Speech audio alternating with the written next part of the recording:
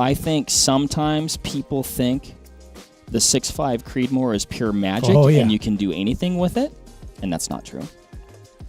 And I think sometimes people think I got to have a 300 Win Mag to kill a deer, and I think that's not true too. Correct. Both of those statements are exceptional statements.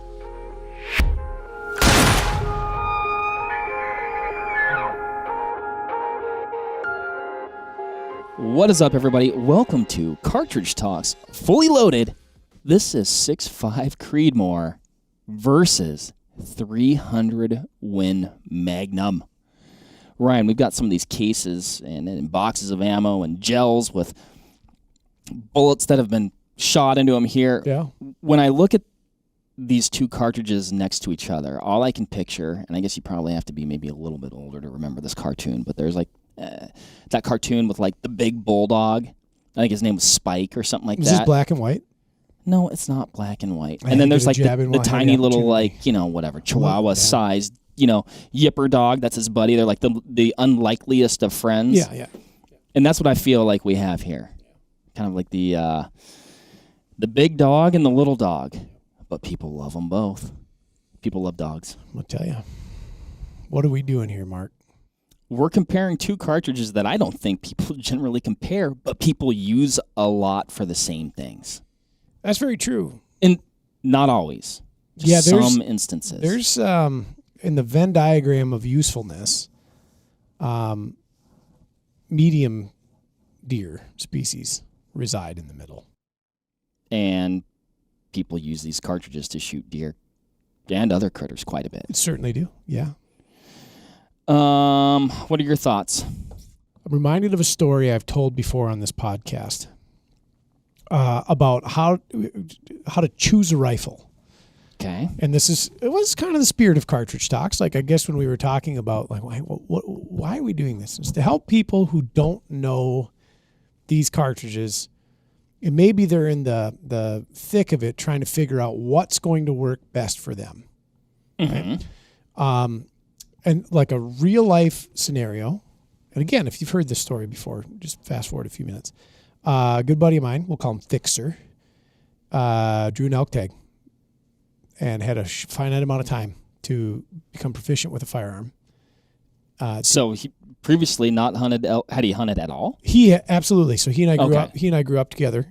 We hunted small game and we hunted waterfowl together. Okay. And then he had his little deer camp. I had my little deer camp. So his experience with a rifle was a Remington 788 and 222 Remington, 22 long rifle, an AR-15, and then otherwise a rifled choke tube in a shotgun.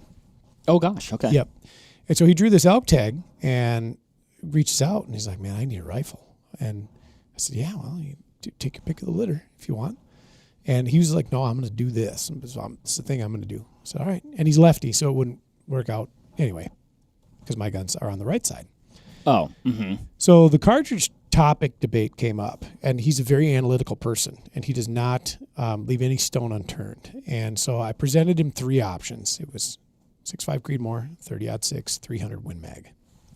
And we went through, pluses and minuses of each. And really at the end of it, the polarity between the Creedmoor and the 300 Win Mag was so stark that those two were the most talked about, right? So you have a 300 Win Mag, you have an indisputable champion of big game rounds, right?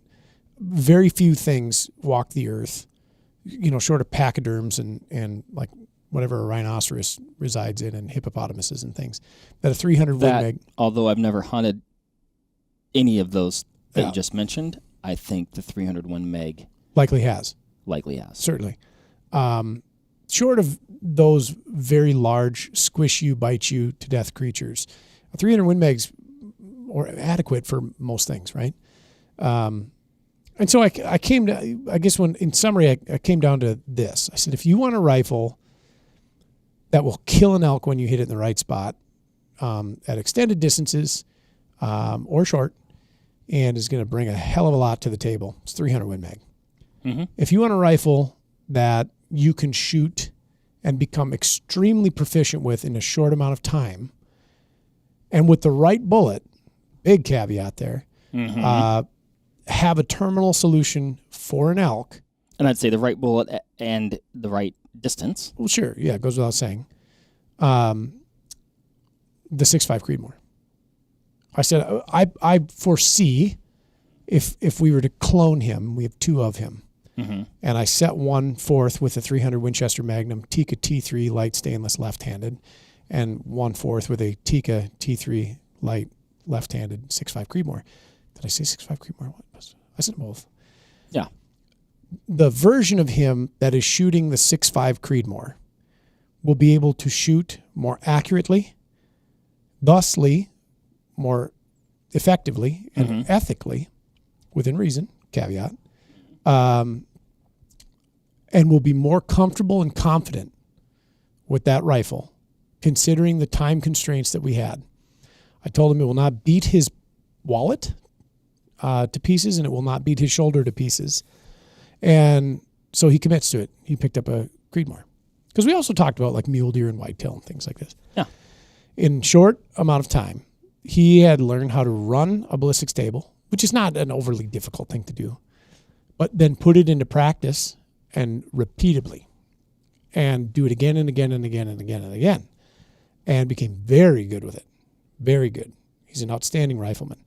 I don't think he would have ended up with the same solution in the same amount of time with the 300 Winchester. I can see that.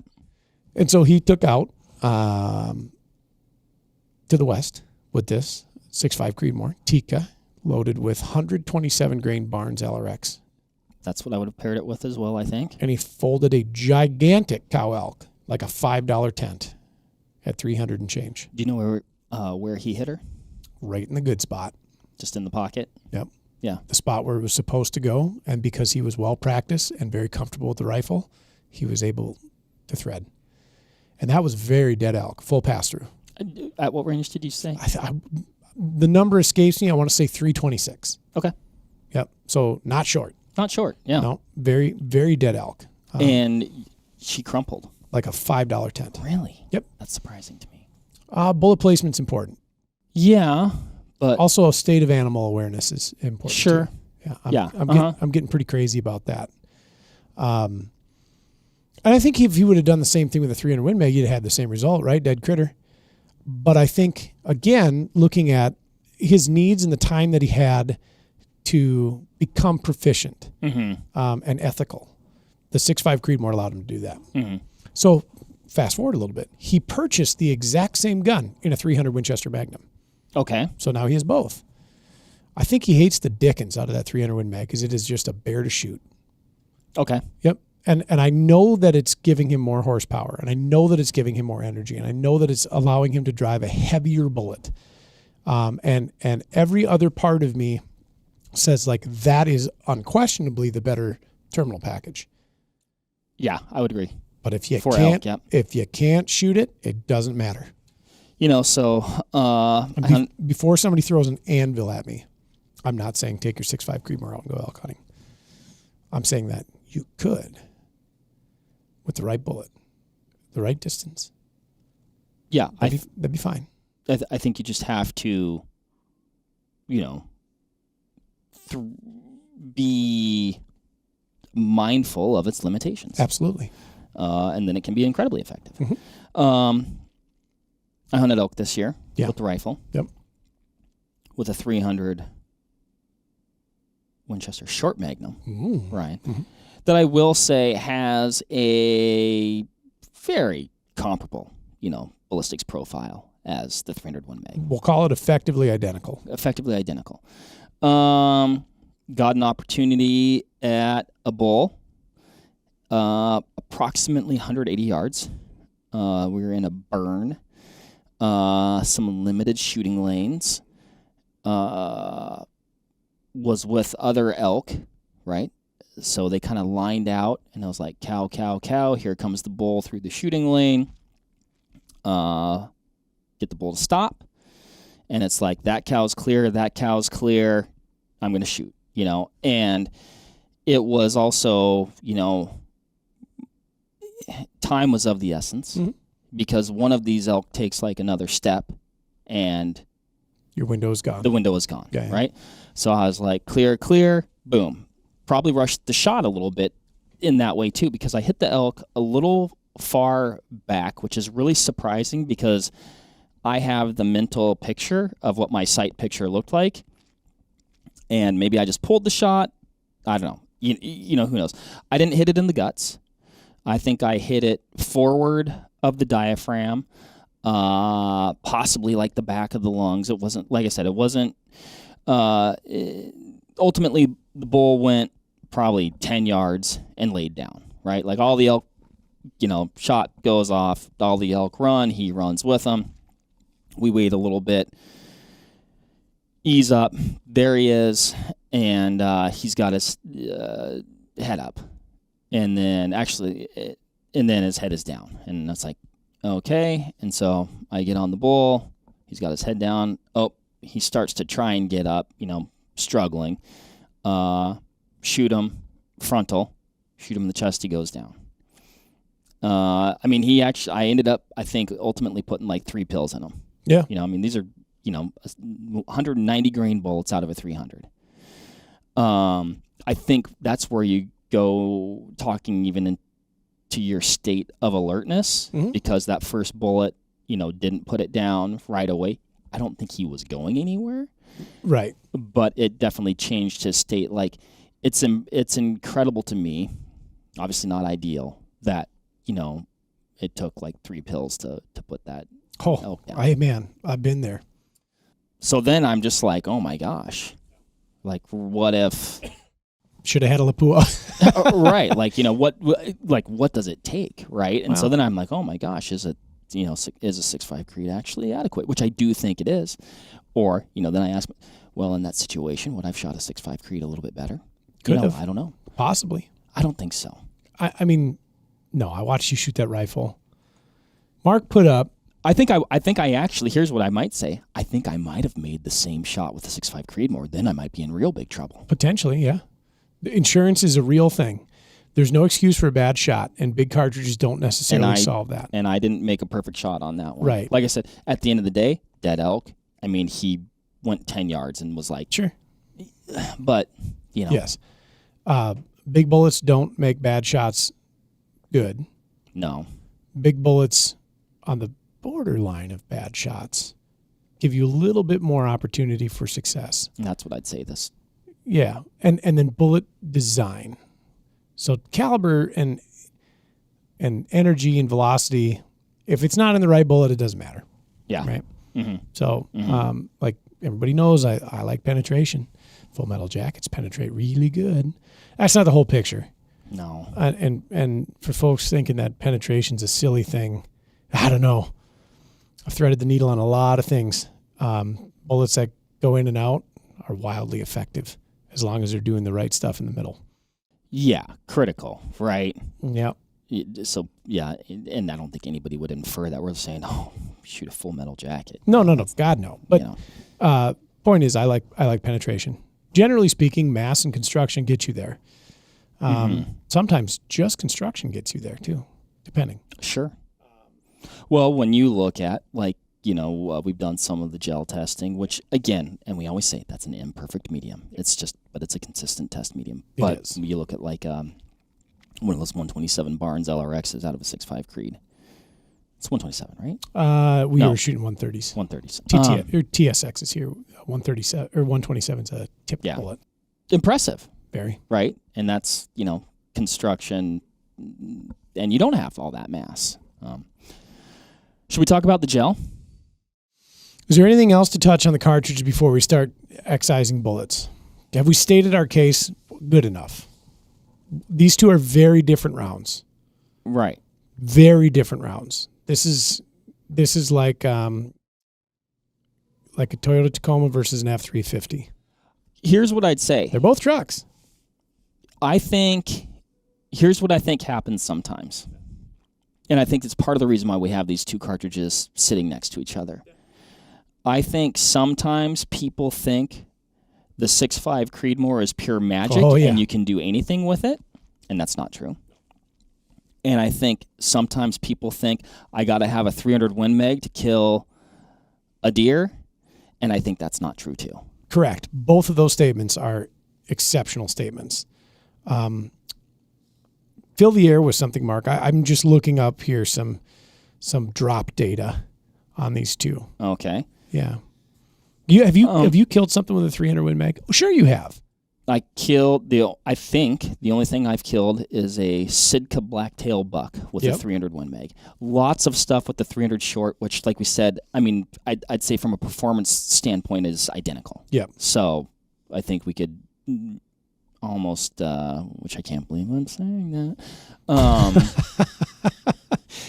But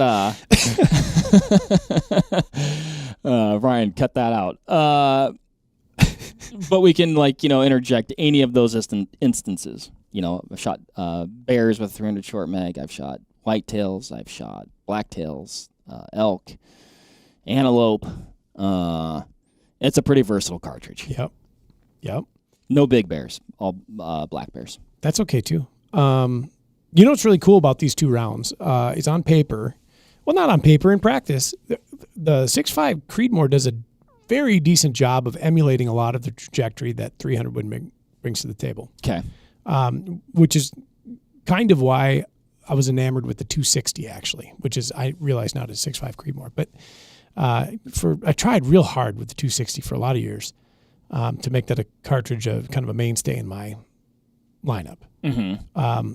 And unfortunately, it was either the rifles were poor or the ammunition was less than choice. Mm-hmm. Hand loads were great, but I loved the fact that the drop and drift characteristics were not dissimilar to the 300 Winchester. Okay. So shooting and hitting my target at a decent distance was something that everybody loves the 300 Win Mag for, especially in like a long range target application. Yeah. Because it's a freight train. But God, I hated the recoil. It just sucks. Takes you off target, shakes you up. It's costly, even if you're a hand loader. I mean, you're throwing not double, but nearly the powder charge. Well, I mean, shooting at that elk the other day. Yeah. Which I haven't done this before, and like I said, I've shot that 300 short forever. Yeah. Cut my eye. Sure. You had woodpeckered? Yeah. Bad? No, it's just a little. You had to put a stitch in it? No. Okay. It wasn't it wasn't anything crazy. In fact, I didn't even know. Like, I knew that I got bit a little bit. Yep. But I didn't think that it cut me. But it did actually. That's embarrassing. So I guess think I wasn't honestly. I think I recoiled the rifle a little bit instead of driving it, and it got me. I've been there. Yeah. I was there on the range 2 years ago. I forgot. Switch guns. Oh, no. Yeah. Did you go from 6.5 Creed to 300 Win? No, I went from 6.5 Creedmoor to 338.6. Oh. And I went from a 6.5 Creedmoor that's very gentle shooting and suppressed, weighs like 12 pounds. Yeah. To a 338.6 that weighs 7 pounds, 12 ounces. Yeah. 210 grain Barnes at 27.50. So that was unfortunate. Yeah. Oh, yeah. Bonked me. Little trickle? No. So Viper HS 2.5 to 10 had it's got that. Yeah. Mm-hmm. Still felt like I got punched in the face. Mm-hmm. So anyway, I guess where I was going with that statement that I made earlier about trajectory is having the ability to accommodate for drop and drift is a big part of the equation, I suppose. If you can't hit your target, you can't hit your target. And a rifle that you're more comfortable shooting more frequently is one that likely you are going to be able to place a bullet in the correct spot. Then picking the bullet to do the rest of the work is the magic part of the equation, right? And I think that bodes very well for the 6.5 Creedmoor, which is exactly why me personally, as a hunter, a shooter, a reloader, I'm very comfortable with that round. And I'm very comfortable with that round squaring off against very large mule deer. Of course, pronghorn, which aren't notoriously difficult to kill, whitetails, etc. It's a cartridge that I very much so enjoy hunting with and will continue to do so in perpetuity so long as I can, because it is a wildly effective round for hunting. If faced with an opportunity at larger deer, but I had the selection for different calibers, I'd still probably pick them. What do you mean by larger deer? Like an elk. Yeah, or caribou or moose. Yeah. But that 6.5, man, it is a marvelous little cartridge. We've said this many times, but I think it bears repeating. I'd say particularly when hunting by yourself, being able to watch your impacts and call your shots can be critically important. And the 6.5 is going to allow you to do that better. Yes. If you've got some crazy, some super heavy 300. Or braked or, yeah. But I'd say apples to apples, unbraked, maybe, just your typical weight hunting rifle. The 6.5 is going to be more gentle and, you're going to be able to press that trigger and hopefully watch the impact on the animal. It's funny. I have a 300 Win Mag. I've got a really cool Remington American Wilderness rifle. Mm-hmm. And it's got like a very fast barrel on it. Mm-hmm. And I shoot 190 grain Barnes LRXs out of it at just bonkers velocity. I hate shooting that gun, but man, I've got a lot of trust in that thing. It shoots so good. That's kind of that's a big gun. I really need lightning. I got to bring that thing out and shoot something with it. Hard to shoot repeatedly. So okay. It's a rifle I trust. So the first one's usually good. Getting into the second one, finding that impact, like you said. Mm-hmm. Yeah, I've done some positional work off that thing at Winnequa, shooting the chickens. Okay. Mm-hmm. I don't know if I hit the chicken, other than I get an auditory indicator. Right. Yeah. What happened? Yeah, and that 6.5, you can pull that trigger, you watch that chicken fly right off that thing. Yeah. Mm-hmm. And it hits a hit. So, let's cut some bullets out. Okay. So we have up first, I believe these are going to be both the Federal Power Shocks. Yep. Out of the 300, we have 180 grainers. Yeah. Box posted 2960. 100-yard impact velocity of 2746. Once you get eyes on this, Mark, I think I'm going to take it through the top. Now, we didn't record any guesses. Oh, we didn't. No. So let's start it at 180. Yeah. What do you think, Mark? I'm going to let you go first. I already know the answer, but... You already know the answer, huh? Yeah. I weighed the block. I'm going to say 150. Just like that, huh? Yeah. Okay. That's a pretty good guess. What are you going to say? I'll wait till I get it out here.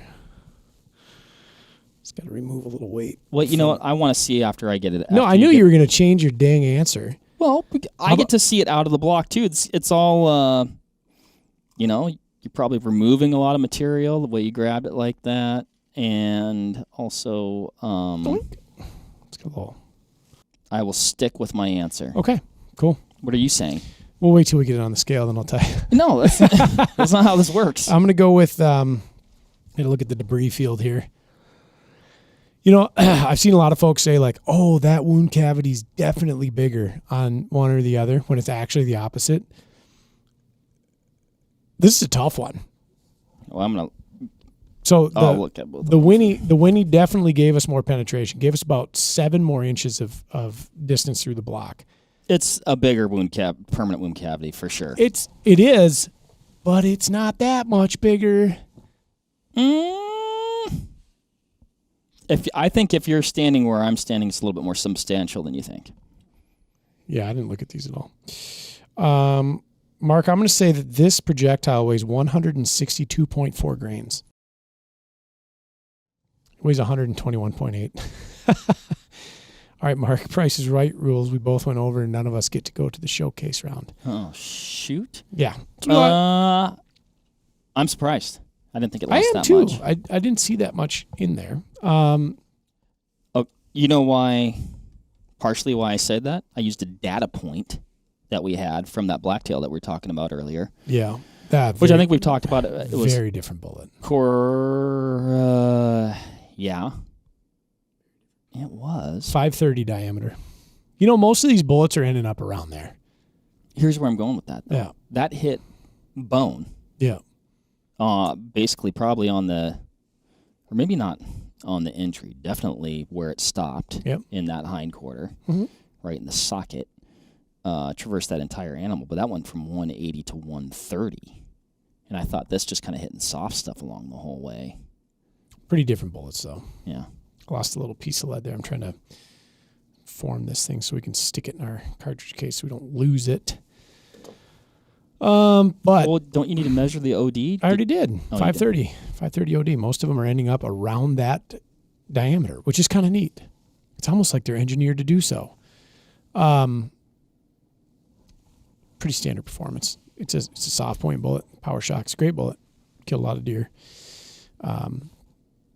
That certainly would have killed a deer. I think that would have killed an elk. I think it would have killed a moose. Would have killed just about anything you pointed it at. Sure. Did a fine job. You see that large increase of mass and velocity equates to not only a devastating wound channel, but good penetration. Mm-hmm. So 27 3/4 inches. And like I said before, there is no replacement for displacement. So long as your shot's good. Oh, that was a good excising. It really was. Yeah. Nice work. Totally blind. So this bullet looks wildly different. It certainly does. Like wildly different. From the pedal structure to how it opened and everything else. I mean, that thing looks like a octopus. That is some serious expansion. Yeah, what it looks like to me is it looks like a projectile that they said, hey, we should make it expand here, here, and here specifically. So fired weight was 140 grains. Mark, go ahead and take your best approximation. I'm going to say 128. Okay, I'm going to say 121.8. Jeebus. 135. I think I lost 5 grains. Can't believe it. Feel it compared to this one. I know. I felt them both. We're both wrong. I was more right. Very interesting. So this bullet opened up some maximum OD across the flats. 0.710. That's really wild. Well, that kind of kicks the statement I just made right in the mouth. Greater diameter, higher percentage retained weight. Actually retained more weight than the 300 Win Mag did.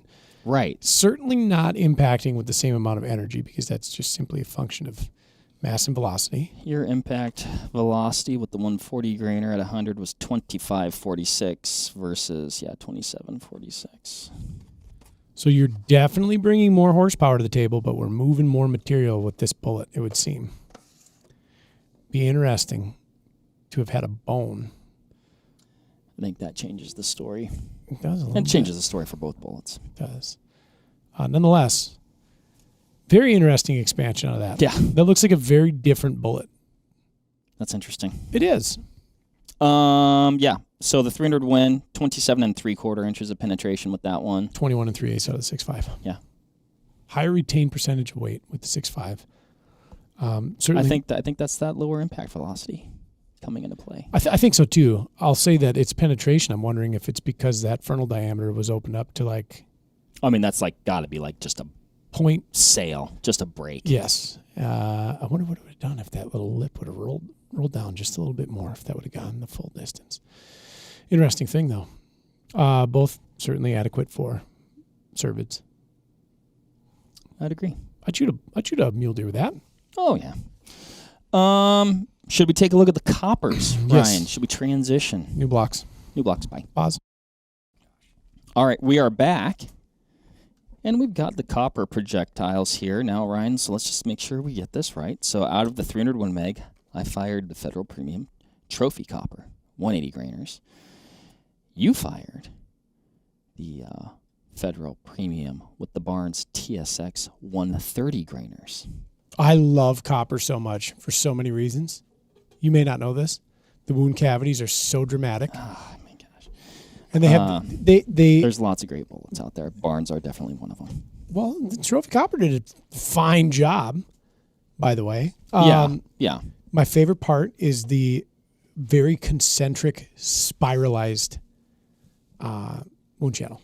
I think that is an aesthetic. I think you're nuts. But I think at the rate of speed at which this is traveling, and it's rotations per second, it's just like I don't think it's having significant terminal effect. I'll take you up on that debate. Now, I am not discounting the effectiveness of both of these bullets, and that I would shoot either of them and be glad to do it, because I do really like this type of projectile. We'll take that up on another day. I've got another thing planned to put that theory to work. Okay. Yep. That's funny. Don't be mad. No, I'm not. I want you to cut that bullet out of there. Okay. Which one am I taking first? You're taking the 300 Win Mag out. That's this one. That's a 6.5. Yeah. Okay. Good job, Mark. We got there. We did. Okay. So this was the 130 TSX. No, that was a 180 Trophy Copper. What the heck is going on here? Mark? I'm just out of sorts. I was confused from the start, and then embarrassed of my cutting. Listen, hedge your bets on what that thing weighs. If it's, I think this is going to be 179.8. 178.7. Oh, 178.6. I'll take it. That's pretty good. That is good. Very textbook copper. Hey, Mark, I'm going to forget about what you said about that wound channel. It's not aesthetic. It's performance. 628. Nope, I stand corrected. 648 expanded across the pedals. Very uniform. Very. It's a As copper per projectile. usual. Yeah, we see this every time. We've not sheared a pedal yet. We've also not hit any bone. Yeah. Fair amount of damage on the bullet from what looks like a prying tool. But nonetheless, exactly what we expect out of the Trophy Copper. And of course, I'll say it again, these bullets are great for everything from pronghorn to the biggest critter you can shoot at them. They don't seem to discriminate about angles. Now, what else can you say about that? It's just Did a great job. Oh, we should penetration, 32 3/4 inches of penetration. Woof. Big old nasty wound cavity. You see that spiralization, which Mark feels is totally aesthetic, in and throughout the I think entirety. at the rate of speed that it's going through the animal and its rotations per second, it makes sense. Do you math. even need the giant knife for this one? I'm gonna do at least one relief cut. Watch your fingers. Okay, this one went much more smoothly. My goodness. Interesting. Fired weight, Boardman, 130 grains. So this is the 130. Yeah, TSX. that's a TSX, not tipped, but standard T. Okay, I feel like, interestingly enough, just looking at this particular bullet, which we fired some of the other cartridges we've done, I believe, haven't we? Yes. Look at the angle at which the pedals folded back there. Well, sure. They're going with rotation. Mm-hmm. It's almost like it's aesthetic. It's Yeah, so but I'm much saying force. I'm saying that's more dramatic than I feel. Either I didn't notice in the other ones, or it's a little bit more dramatic. It's almost like it's so much force that it was taking copper and bending it in the direction of rotation. That's dramatic. That's pretty wild. What's your weight guess? I'm going to say 130 grains. 129.8. Way to short it, Mark. 130 flat. Damn it. Well, I had to say something different. I know it. And Remove some of the detritus. There isn't any. 538. 538. And what was the 300? Let's measure that. That's bigger. 638. Yeah. That significant. That's like, I mean, just visually looking at the two, it's like, My stars. Well, that's pretty neat. So looking at these blocks, Ryan. Yeah. One might go, oh gosh, look how far the 6.5 went as far as penetration goes. We've also received a little bit of criticism of placing too much precedence on penetration in our tests that we've been doing. I can't disagree, I guess, entirely, right? Because it's not the whole story. I think with our testing, though, it's the most visual thing, or it's one of the more visual things you can look at, so it's almost like hard not to talk about it. Yeah. All I can say is, what lets out more blood? It's 2 holes. Mm-hmm. And you know what lets in more air, 2 which holes. collapses lungs? Mm-hmm. 2 holes. Yeah. And if you've ever had to do a single side blood trail at -27 in northern Missouri where you don't have an exit, it's tough. Well, and let's talk about this a little bit more. Let's say it's a quartering away shot. Yep. So you hit, maybe... got some goo to go through before you get to the good stuff. Got some goo to go through, maybe even like the stomach, maybe the stomach, maybe it's the morning the animal's been feeding all night. Yep. Now you got a lot of food in there. That's a lot of stuff. It's barricade. For the bullet to go through. You bet. Then you want it to get into the vitals. Yep. And like you said, hopefully make 2 holes, because guess what? That rear hole, plugged. It ain't going to bleed. Not much. The other thing I'd say, though, if a bullet traverses that much of a deer and does get into the vitals, it probably isn't going to go that far anyway. Not likely. Especially if you perf the diaphragm. Right. But more is better, in my opinion, in that case. Describe the bullet path, though, because you were talking about the 6.5 falling off a little bit. You can off see, air. and the block is not positioned to illustrate this wonderfully, because we actually are picturing the bottom side of the block to the camera. You can see. Yeah, we did have to turn so you could see them. Yep. Yeah. You can see where that bullet absolutely ran out of gas, and then took a nosedive through the block. So it was on an outstandingly straight trajectory. And you're talking about the 6.5 right now. Correct. Yep. Outstandingly straight trajectory. And then it's like, nope, I'm out. And the last probably 7 to 10 inches, I would say 7 to 8 inches, is just down like that. And that it's shed all of its energy and velocity into the block at that juncture. Whereas the 300 is pile driving effectively to the end of its course. And actually, even looking at the wound cavity, like just behind the projectile, you can see where the 6.5 is just kind of getting pushed through it, right? Okay. Without a ton of violence. There's not such a distinct spiralization going on in there, and sure. It's almost a sealed hole. Not quite, because it's still cutting material out of there, but it's almost a sealed hole. The 300 Win Mag, like, you can see evidence of rotation to the end. Right. Yeah. Mm-hmm. I think they both definitely killed deer, but yeah, there's no question, right? I mean, you could look at the box and be like, the 300 is more. Oh, it is. Absolutely. I also think the 6.5 is adequate. Right. In the right place, right time, and context. So, are we disputing what we found? I guess. I was just going to go over a couple fun facts here. So, muzzle velocity of the 180 grainer out of the 300, the trophy copper, 2960, impact velocity of 2780. Yours had a muzzle velocity of 2825, impact velocity of 2603. What's your deduction from that, Doctor? They were closer than I thought they were going to be. Sure. Function of ballistic coefficient and launch velocity. My deduction? Yeah. I mean, honestly, I'm probably about ready to give my final thought on the issue. Please. These are both fantastic cartridges. Yep. I essentially shoot them both very often.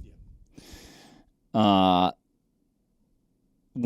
I'm and I just have a, like I said, a personal affinity for the 300 short mag, right? But like we said, ballistically, terminally, pretty identical. So I'm just going to say I shoot these both very often. I shoot these both very often for the same types of critters. Sure. So what you're saying is you'd say Wisconsin firearms openers coming up. Would you hunt your 300? Yes. Would you hunt your 6.5? Yes. Oh. Do you ever feel there's a space where you have too much gun? No. I agree. You'll never make something too dead. Correct. As long as, you will shoot different rifles better than. Sure. I think there's a stronger case for not enough gun. So here's probably my final thought. I think a person can do everything they want to do with a 6.5 and a 300. I think if you were going to own two guns, these would probably be the two guns that I own. That's a damn good point. And that's probably why I shoot them both often and regularly, sometimes interchangeably. And like we've talked about many times before, sometimes I take the 300 because of critters that I might encounter versus the ones that I'm after. I understand. That's a really good point. I think it's good to be a two-gun hunter. But if you had to be a one... Oh, I'm getting the 300. Bingo. Yeah. I think it's a good point, too. Or, even though we're not talking about it, 30-06. There, that's my final thought. I think that's outstanding. Anything to add? No. I think I echo every one of your statements. I think that's a very good point. I think if you're thinking that the 6.5 Creedmoor will do everything the 300 Win Mag can, you're dead wrong. Yeah. I think that if you think that anything you can do with a 300 Win Mag you can do better than the 6.5 Creedmoor, you're also dead wrong. Unless you're going to start making some changes to your rifle, making it possibly more difficult to carry, and you're okay with subjecting yourself to the recoil increase, the cost increase. I think 6.5 Creedmoor is a great choice for somebody who's a little bit recoil and cost conscious. But don't be taking it out there thinking that it's going to drop pachyderms, because I don't think it's the answer for that. And you want to take your rifle, again, considering you're like, if I'm going to have one main rifle, yeah, and shoot it recreationally, yeah, 6.5 is a hoot. Yeah, yeah, very much so. Cool. There you have it. The most polarizing comparison we've made yet. I mean, this is a case where, we've said, do you need one or both before? Yeah. This is a case, in my opinion, Yeah. where you need both. Next up, 22 long rifle versus 12 gauge. Which is better for long range prairie dogs? Oh my gosh. Cool. We'd never do that to you. No. This might be as far as I know. I'm not going to put. I'm not going to put us in a box, Ryan. Okay. Well, thank you, Ryan. Heck yeah. This is always fun. It is. Thanks, everybody, for listening. What do you think about these two cartridges? Do they belong in the same ring together at all? Are we insane? Did we provide some good insight here? What do you think of the performance looking at these things and the gel blocks? Do you have these cartridges? Do you have both of these cartridges? David and Goliath. Did we talk you into one of these cartridges? Yeah. David and Goliath. Yes, exactly. Cool. Let us know. Thanks for listening. Thanks for watching. We'll catch you on the next one. See ya. Bye.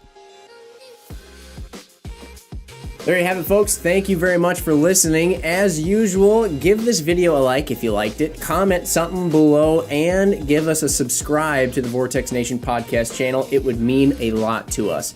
Also, why don't you give us a follow over on Instagram while you're at it, at Vortex Nation Podcast. We'd love to hear from you over there, and we'll keep you updated with all kinds of cool photos and videos from our adventures that we do here. Otherwise, we will see you on the next one. Thank you again. Happy hunting and shooting, everybody. Have a good one.